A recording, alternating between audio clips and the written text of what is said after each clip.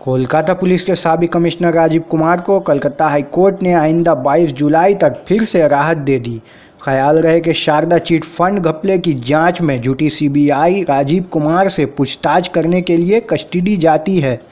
जिस पर एतराज़ जाहिर करते हुए साबिक पुलिस कमिश्नर कोलकाता ने कलकत्ता हाई कोर्ट से इसे बिल्कुल गैर आईनी बताते हुए मदद मांगी थी और इस अदालत ने भी उनकी बात को सुनते हुए उन्हें इससे कबल भी सीबीआई को रोक लगा दी थी और अब एक बार फिर से मोहलत दे दी है, जबकि इस केस को आने वाले 15 जुलाई के दिन फिर से सुनवाई करने की बात भी करी है।